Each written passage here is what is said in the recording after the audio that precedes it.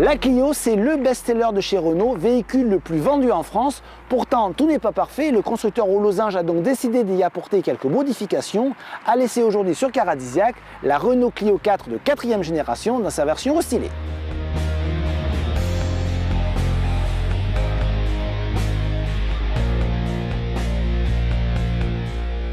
Modifier une voiture qui plaît est toujours risqué, notamment au niveau du design. Pourtant, Renault, à l'occasion du restyling de la Clio, apporte des modifications notoires. La Clio, vous la connaissez, c'est celle-ci, véhicule le plus vendu en France. À partir du mois de septembre, elle va devenir ceci. En clair, des modifications principalement sur la partie avant de la voiture, avec par exemple un nouveau bouclier. Vous avez également les feux de jour qui étaient situés ici, qui migrent dans le bloc optique, ce qui permet à la Clio d'adopter la fameuse signature en C, déjà vue sur la Mégane, mais également sur la Talisman. Vous avez une nouvelle calandre. Au final, la Clio évolue, mais ne se révolutionne pas. L'un des principaux défauts de la Clio de 4e génération était la qualité des plastiques très décevante.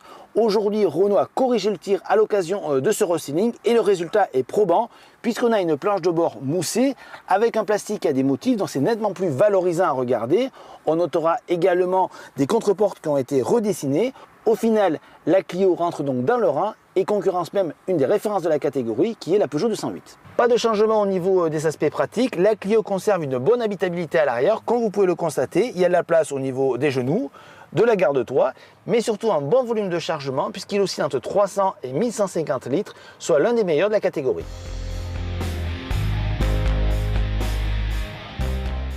Alors que beaucoup de constructeurs abandonnent le diesel, Renault persiste et signe en introduisant à l'occasion de ce restyling un DCI 110 chevaux qui vient chapeauter la gamme diesel. Il s'agit d'un moteur qu'on connaît bien puisqu'il équipe notamment le Captur ou la Mégane avec ses 260 Nm de couple. Il s'agit d'un moteur très plaisant à utiliser qui apporte une touche de polyvalence supplémentaire à la Clio. Et il se montre aussi bien à l'aise sur route, sur autoroute ou en ville. Donc vous l'aurez compris, c'est quasiment un sans faute pour ce moteur, d'autant plus qu'il est relativement sobre, aux environs de 5,6 litres sur notre essai.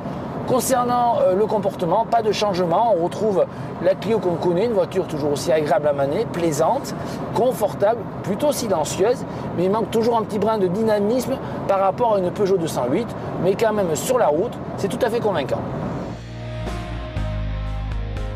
Avec ce restyling, Renault corrige les erreurs de jeunesse de la Clio, donc on a affaire à une voiture encore plus réussie sur le plan esthétique, mais ce n'était pas son principal problème, mais surtout une augmentation de la qualité perçue de l'habitacle, et c'était ça son principal défaut qui est désormais rectifié. On a également de nouveaux moteurs et de nouveaux équipements. Les tarifs sont compris entre 13 700 et 26 200 €, c'est soit 200 à 300 € de plus qu'avant le restyling pour les finitions hautes.